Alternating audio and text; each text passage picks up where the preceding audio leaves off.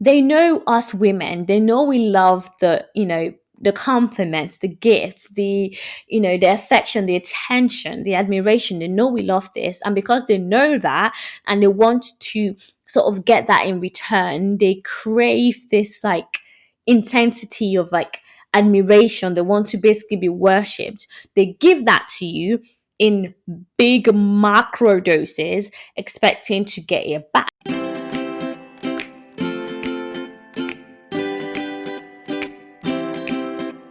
I saw him first, he's all mine. You can't have him, no. I saw him first, I saw him first.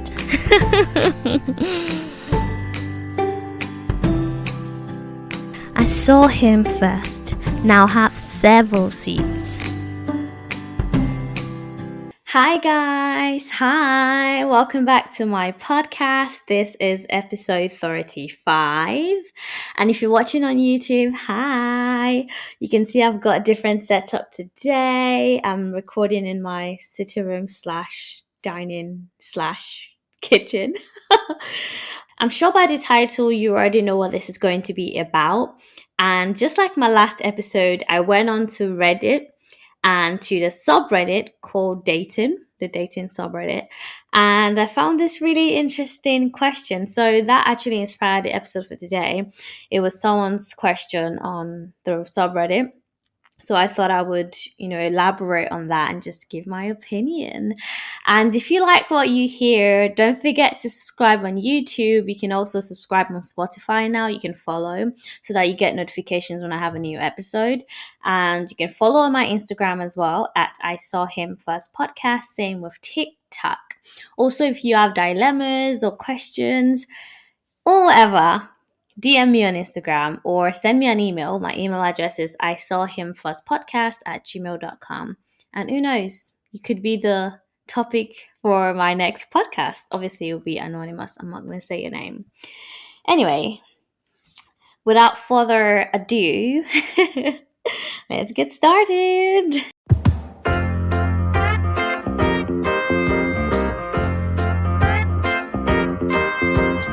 Right. So this dilemma reads, do you continue dating if there is no connection after multiple dates? She says, I, 24 female, have only ever had chemistry / strong connection with one guy. Okay. We stopped seeing each other because I had to move to another country. Honestly, fuck geography. Fuck geography. And if you know me, you know why I'm saying that. Anyway, since then, I've been dating around quite a bit, but I don't feel any sort of connection in the slightest with these men. Do I still continue to date them after 4, 5, and 6 dates, even though I still don't feel anything for them, apart from sexual? Is that normal? Have you ever started a relationship with someone without feeling anything for them romantically / emotionally? Right. Just from reading this, she says I need advice. Just from reading this, I can already tell what the problem is. You don't have to tell me twice. Well, you don't have to tell me at all. It's pretty obvious here that she's not over an ex-boyfriend. I know, like, I just know that for sure. I don't know if that was pretty, apparent in a text, but she literally said, it's the only person I've ever had a strong connection with, strong chemistry with, this one guy. And they had to break up because of geography, because she moved country. So clearly there is that unfinished business and, not wanting this to end. It wasn't like the relationship fizzled out, or they fell out of love with each other, or they had a huge argument, or there was some sort of infidelity or whatever. The reason they had to break up was because she moved country, which basically means if she didn't have to move, they probably will still be together. So if you ask me, well, she is asking everybody because she wrote this into Reddit saying she needs advice. What I can 100%, maybe not 100% because I don't know her, but 90%, I can say this certainly 90% that she's still hung up on her ex-boyfriend. That's why she's, saying fourth, fifth, sixth dates, right? Before I even get into how many dates you should go on before you, decide whether or not you've got a connection with someone. She said not even, she doesn't feel anything. 6 dates. After 6 dates, if you don't feel anything for someone, definitely cut it off, right? Starting with that. But also it sounds like it's not just one person. It doesn't sound like it's just one date she's been on. It sounds like she's gone on multiple dates, and this seems to be like a, recurring pattern. So that also reiterates my first point. She's not over her ex, so she's definitely emotionally unavailable, and that's why she's not able to connect with new people because her heart belongs to someone else. So this is actually a pretty easy dilemma to answer. She also ended this saying, "Is it normal? No." Because we're human, right? I think after 6 dates, you should definitely start to feel some sort of chemistry or attachment, emotional attachment to someone, especially if you've, given the amount of dates you've been on, perhaps you spent probably 2, 3 to 4 weeks with them, like hanging out with them or even talking to them on the phone or just chatting or whatever. So I think after a month of chatting to someone or seeing them, dating them, I think for you to say you haven't felt any connection at all, any emotional attachment to them, something's wrong somewhere. I think you are either dating the wrong person, they're not the one for you, or you're the problem. You're the one who's emotionally unavailable.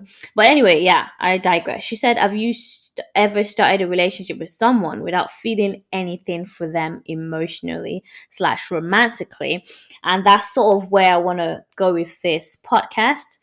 I would not get into a relationship with someone. I don't think she means this literally. I think she means, would you keep dating them? But I'm just going to take it as what she says. Would you get into a relationship with someone that you feel nothing romantically or emotionally for? No. Why would you do that to yourself? Like, what are you building on? The point of, continuing to date someone, the point of getting into a relationship with someone is to build on the connection you already hopefully have with them. So why would you start a relationship if there's no basis, there's no baseline of attraction there, there's no baseline of emotional attachment or some sort of chemistry between you two? Why would you want to do that to yourself? Like, it's not going to go anywhere. The point of this podcast is to talk about when to cut your losses and move on, or whether to continue to like date someone. And I know you're thinking, what does love bombing have to do with that? Just hold on, wait, give me a minute, I'll get to that. Right, so how many dates do you should you go on before you can say for sure whether or not you've got a connection, you've got chemistry with someone? Because I don't think that always comes across on the first date. Because honestly, the first date, scrap it. I think the first date can be taken or seen as an interview. You're basically putting your first foot forward. You go into this interview probably full of bullshit. You're trying to not trick someone, you're trying to convince someone that you're the best candidate for the job. And I think that's exactly what first date is. You're trying to convince someone that you're the best candidate for the role as their partner, or the potential partner, or boyfriend, or lover, whatever you want to call it. So first date's definitely not a sound, sort of comparison. Not comparison. It's not a sound basis for, to establish whether or not you've got connection with someone. I think it's a starter. It's, prerequisite. I don't know how to say that word. Prerequisite. Prerequisite. If you know the word I'm talking about, I'm going to put it up on the screen. But it's like a starter, right? Before you decide whether or not to get a main, it's like, the first step into deciding whether there's connection there, but it's not a sound, decision maker. It's not the right. You shouldn't base whether or not you've got chemistry with someone based on just the first date. Now, if after the second and third, and she says fourth, fifth, and sixth date, you still don't feel anything, I will tell someone to cut it off. Because on the first date, okay, other than even like pretending, right? Other than trying to put your best foot forward, there's also putting a bad foot forward, which is, people that get really nervous, anxious, or for whatever reason, like you're just not feeling it on that day, or you're not completely comfortable being on the date, or let's say you wore heels that are not comfortable, and you just sort of like, you're just not feeling yourself, or your dress is not fitting right for whatever reason. I think a first date can flop. So again, the first date is not a it's not solid ground for making that decision about whether or not there's chemistry or a connection there. Now, if you go on a second date, to agree to go on a second date, you must think, okay, this is someone that potentially I see myself dating, and the second date is sort of like, you know a another step up to um sort of reestablish whatever it is, or build upon whatever it is that you felt on the first date. Now, from the second date, I think that's when emotional connection or like chemistry can start to build, can start to happen, because you're not only connecting on the trivial things like what your favorite color is or what you like to watch on TV. Now you're sort of talking about more relationship things, more value sort of things, more personality wise, what your future dreams are about and future hopes, what you want from a relationship. Probably talk about your exes, not in details, just like what your last relationship was like, why it ended, why what you want in the new one. I think that's where you go a bit deeper on the second date, is when you even feel a lot more comfortable to open up to someone, because you've seen them on the first date, and hopefully you've been talking on the phone since then, so you're more comfortable, you're more like yourself. I think the fact that someone's also agreed to go on a second date with you probably shows that they like you, so you're a bit more confident in yourself. And I think that's when, for me, I start to see chemistry, and I start to feel like, okay, this is someone that I fancy, and the emotional, part gets into that. Now, the third date, hopefully, it gets better and better and better. And then if you agree to go on a fourth date, surely you like this person. Like, why would you go on a fourth date with someone that you don't feel any connection with? Like, what's the point of that? What are you, like I said earlier, building on? What are you building on? What are you trying to grow here? There's nothing you're trying to grow. I think if after the third date you still don't feel any sort of connection, I think you should definitely dead it. Like, it's there. There's nothing to connect. There's no reason to go on a fourth date with someone. What are you going there for? Maybe the free food, and I don't blame you, but most guys wouldn't even pay for a meal past the first date, but that's another topic. But yeah, and this is not even just gender specific, this is very gender neutral. As a guy, why would you keep going out with actually, I know why a guy would keep going out with a girl that they don't feel any emotional connection with. It's for sex. But most women, not most women, some women, more women than men, are probably looking for something a bit more serious, looking for more of an emotional connection. So it's like, if you don't get that from the third date, I see no reason at all, unless you're bored. Again, another reason. Unless you're bored, why would you try and pursue? Because she's saying, do you continue dating them if there's no connection at all? Why would you do that? There's no need for that. Now, I'm not saying after the third date you should be absolutely sure this is the person you want to marry. And that leads me on to love bombing, because that's the complete opposite of what this girl is saying. She's saying she's felt nothing after 6 dates. I'm saying after 6 dates, you shouldn't be like absolutely sure either. I think that's the argument. If you read the comments on this, it's pretty much leaning towards dump this guy. But also some people are like, oh, it takes time. It takes time for that connection to build. It takes time for that emotional, connection and chemistry to build and to grow. But also on the flip side of that, I don't think it should be instant either. I don't think chemistry or emotional connection should be like that. I don't really believe in love at first sight. I believe in lust at first sight. So when it comes to a strong emotional connection and chemistry, I don't think it's something you get like that. I think that is love bombing. If after 2, 3, 4, even 6 dates, if you can say, oh, I'm 100% sure this is the guy I'm going to marry, I think something's wrong. I think you're being love bombed. And for those who don't know what love bombing is, I'm going to go on Cosmopolitan. They have given me a definition of love bombing that, yeah, I think is pretty much right. Love bombing is characterized by excessive attention, admiration, and affection with the goal of making the recipient feel dependent and obligated to that person. And I wouldn't normally use the word, I don't think I'll use the word obligated, but I totally agree with the excessive admiration, attention, and affection. So if after 6 dates you're saying this is the love of my life, then I think you have been love bombed. And I think that's something to definitely look out for.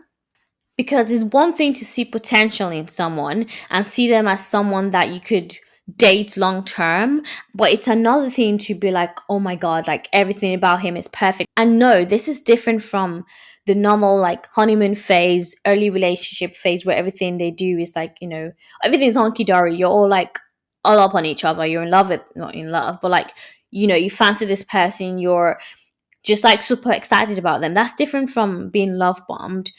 Being love bombed is a lot more intense than that, and it's more malicious. And actually, you know articles have said that people that tend to do this are narcissists because they just want you to be like into them so much so quickly. They want you to fall in love with them. And what normally happens is, once they've gotten that, once they've achieved that, once they've seen that, oh, this person is crazy about me, they get turned off by that. They immediately just feel like they've conquered this person. It's like a quest to them. They've won, and they just lose interest. So that's a love bomber. A love bomber is someone that goes full on too quickly. So like by the third date, they're already telling you that, oh my god, I've never met anyone like you. I've never felt this way before. Half the people on Love Island are love bombing. I'm sorry, like most of the guys, they're saying, oh, I've actually never felt like this about anybody. I'm just like, you've been in there 2 weeks. And yes, I know that they say time, feels a lot longer in Love Island. So fine, you've been with them 2 months. How are you saying I've never felt like this before? You're in your 20s. You've never dated anyone before. I had feelings for anyone before. I'm not buying that. So I feel like a lot of the words these people use on Love Island sounds like love bombing to me. So Healthline actually has some key points to look out for when you're dating someone new, that sort of differentiates chemistry and connection from someone who's trying to love bomb you.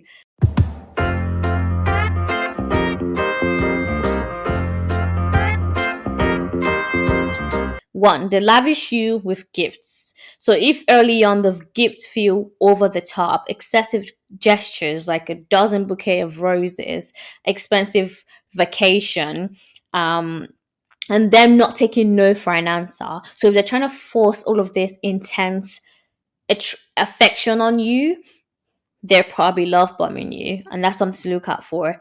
Two, they can't stop complimenting you. They say things like everything about you is just perfect. I've never met anyone like you. What did I say? I've never met anyone like you. You're the only one I want to spend my time with. That one I don't think is love bombing. I think that one could be someone just saying I want to like take you more seriously. I guess after 2 months, I think it's fine to say, you want to date someone exclusively, or if you're someone that just dates one person at a time, I think that's all right. But yeah, they basically compliment, over the top compliments. They won't stop showering you with this like admiration. Constant praise is a word that Elfline used. 3, they bombard you with calls and texts. They text you 24/7 over social media. It says while being in constant communication is normal when you're first dating, is a red flag if the communication feels one-sided and becomes increasingly overwhelming. So I think the key word in all of this, the trend, is basically in the intensity of it all. If it feels too much too soon, you're probably being love bombed, and it's something to look out for. It's not chemistry, it's not love at first sight, it's love bombing. 4, they want your undivided attention. It says when your focus isn't on the other person, they become angry.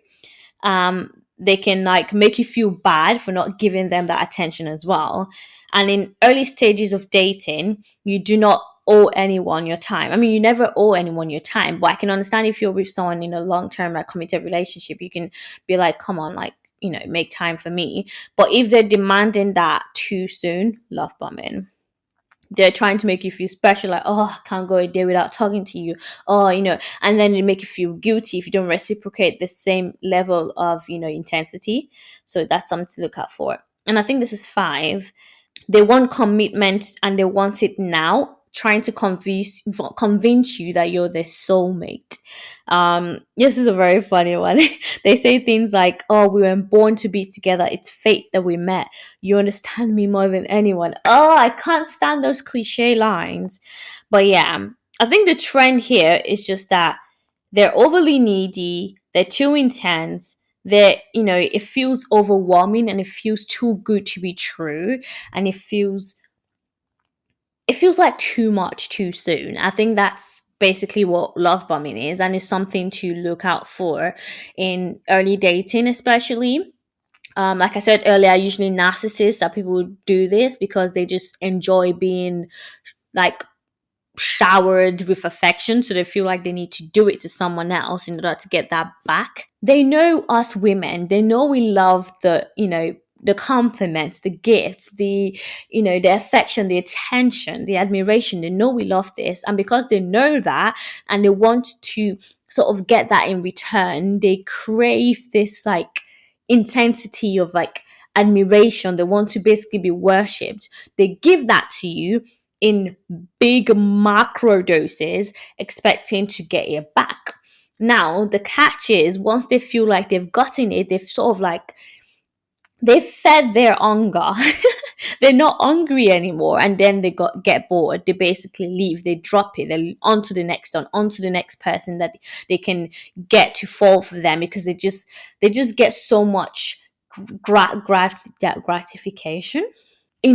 That's what fuels them. That's how they thrive. They thrive on people worshiping them and being in love with them, and that feeling of being adored. So be careful to not fall into that trap when you're dating someone in early stages. There's a difference between chemistry and love bombing.